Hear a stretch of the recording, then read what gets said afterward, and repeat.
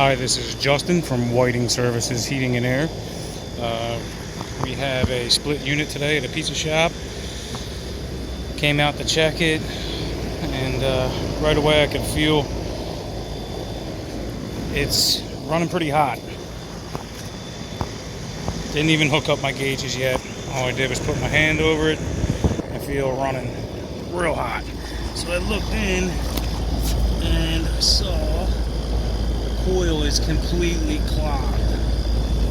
This thing has never been cleaned. Never been cleaned. So today we're gonna give it what's most likely its first bath in its life.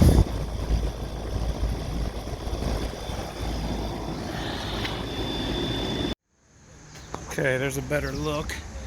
You can see fins are completely clogged. Barely any air getting through these fins. Coil's not getting any air over it, which is why the air coming out is so hot. That heat is not able to leave. I actually pulled the top off. It's just going to be easier to get in there and spray from the inside out with the water, and then we'll hit it with the chemicals, spray it again, hit it with the brush, spray it again, and at that point it'll probably be done. Maybe just give it a quick rinse.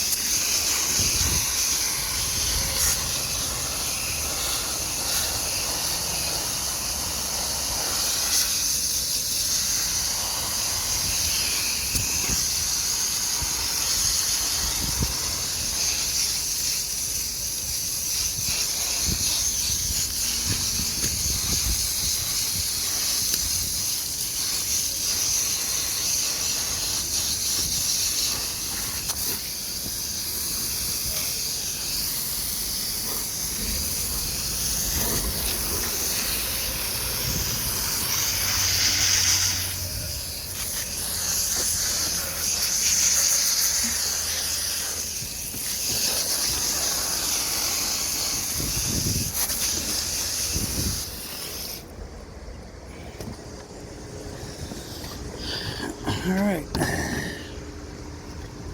now it's time for the chemical. Condenser coil cleaner, the hot stuff. It's basically just sodium hydroxide, same stuff as oven cleaner, and it breaks down grease and dirt and gets rid of it pretty quick, but can't leave it on the coil too long. It will start eating the surface of the fins, and not good. So basically get it on there, let it soak for a minute or two, soak it off. A lot of times I don't even spray the whole coil with it. I'll spray half and then rinse it real good and spray the other half, depending on the size of the coil. Usually mix this stuff 50-50. Depends how dirty the coil really is. Let's see what the instructions say on here. What they call for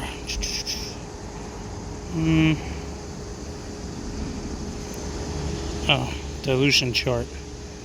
Yeah, depends on the amount of soil. So heavy soil, 1 part to 4 parts water. I usually do about twice that much, but let's see. Alright, I'm gonna get this mixed up. Alright, so I got my mixture. I did about 2 parts chemical for 4 parts water, and this stuff is pretty pretty potent. It's a strong alkali, so make sure you wear your gloves and eye protection. And when you're using these pumps, pump type sprayer, don't pump it up too much. It's a good way to break your sprayer, because everything's made of plastic these days, and the little seals inside can easily get overpressurized, and then you got a leak. It doesn't work as good. So I've destroyed many of these. They don't typically last too long for me, but this one's been okay. So let's give her a spray.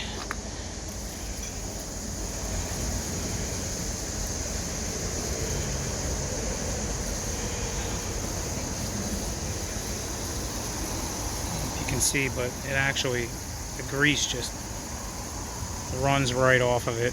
But what we want to see is a nice foam being generated. That over there.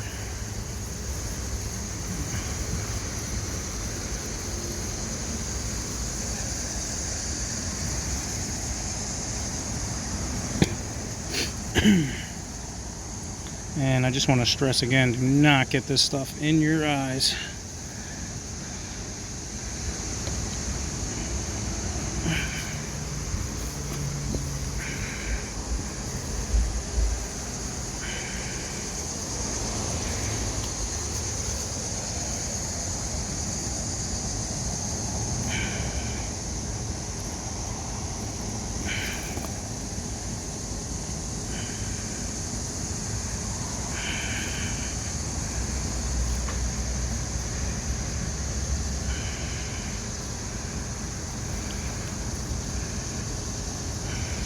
Okay, and you can see I did this whole side and the back,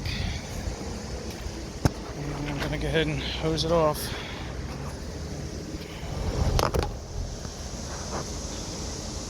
Okay, so got it all rinsed off, and as you can see the difference that this stuff will make, you can see right where I stopped spraying. The grease and everything that's still over on this side is not over here anymore.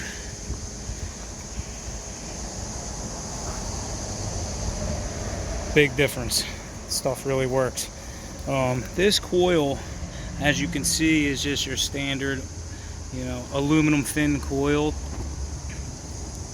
with a copper tube underneath. Some coils, some manufacturers, they put that coating over the fins, that black coating. This coil cleaner will eat that black coating off if you leave it on there too long. Sometimes there's not a whole lot you can do about it, but the trick is not leaving it on there long, just long enough to eat away at that dirt and then rinse it off. And a lot of times you can save that coating that a lot of manufacturers put on there, but this one doesn't have it. So this is an Amana brand unit. Alright, so I'm going to continue on and do the rest of this coil. Okay, well, I got her all rinsed off. I'm going to give her one more final rinse and hose out the bottom. You can see I got a lot of cleaner in there. I hose it out, maybe suck it out with the vac. You can see the coil is looking a hell of a lot better. Pretty clean. Still got some dirt in there, but definitely operational at this point, and a million times better than before. So give it some more rinse. Gotta make sure you get all that chemical off the coil. Can't be any left, otherwise that stuff will just eat this thing. You gotta rinse it really good when you use the blue and the purple cleaner. And while you're rinsing, you look for basically bubbles. As long as there's no bubbles keep foaming up, you should be pretty good. If you see bubbles, just keep rinsing.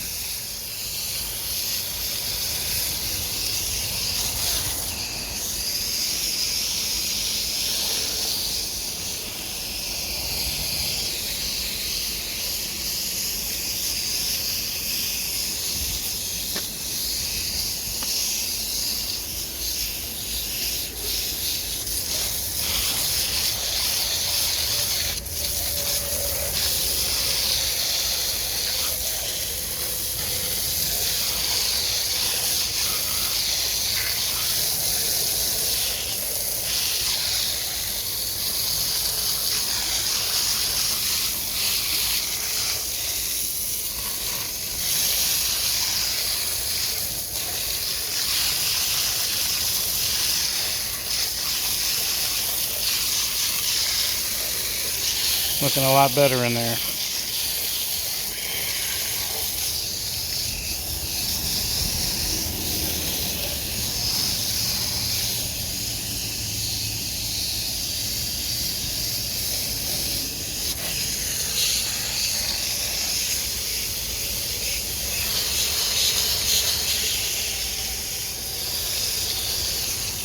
So we get the corners real good.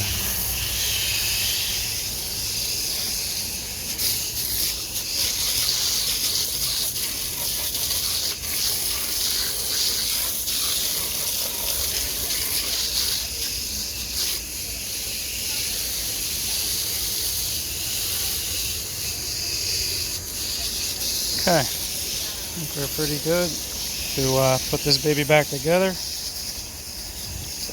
And we'll see how she operates now that it's clean. Alright, so I got the side panels back in and I'm putting the top back on. I just wanted to point out here, I put the wires back through this hole. And one thing I always do once I get the wires through is I always put a wire tie right there, just to keep those wires tight inside, because I'm not sure if you can see in there. There they are, a couple wires down there. You don't want those coming loose and getting hit by the fan blade, so if you can, it's good to wire tie them to something down in there if they're dangling, and pull them tight down here and tie them off so they don't move around too much. I'm going to put one more on there. I'm going to wire tie it to this ground so it doesn't have that play.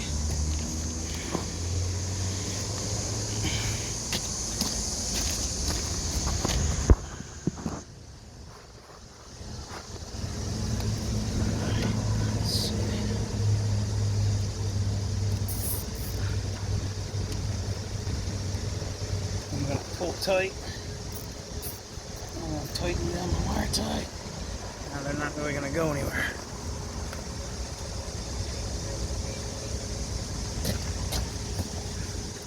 Now I'm going to go ahead and put my top back on. And these Goodman Admana units sometimes can be a little tough. And the way I usually do it is I'll start on one side and I'll actually put a screw in just to hold it, and then just start working my way around. And sometimes it's not too easy, but they always go on. Alright, I'm all buttoned up.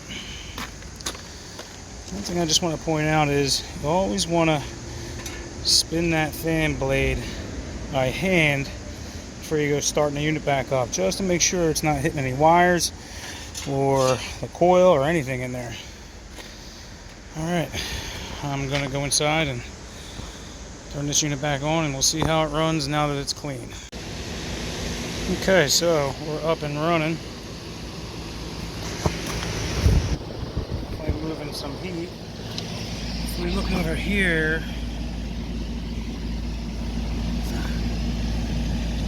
let's see if you can see what the numbers are. As you can see, subcooling is pretty high, about 29, 30. Superheat about 20. So obviously the unit's still not quite right. We don't know the history of this unit. We just know the owner just bought the place recently, and I suspect somebody added a little too much refrigerant to this unit. Probably instead of cleaning it, they just added refrigerant thinking it was low. Looked at the indoor unit. Looks like it's been running without a filter for a very long time. So we're probably going to have to get in there and clean that indoor coil really good. Put a filter on. And then maybe remove some refrigerant from here. I don't know. I'm going to take some more readings and see what my delta T is and go from there. Subcooling is just way too high. I suspect that other unit over there is also overcharged, because as I'm working here, every time it turns on, it makes that sound that I often hear on units that are overcharged on startup. So I think that's what's going on. we may end up just swapping the charge, just removing it, put a new charge or virgin refrigerant in. We don't know what's in there, as well as check the airflow on the unit. And while we're swapping the charge, we'll probably check or replace the metering device as well, just to get this thing operating correctly again.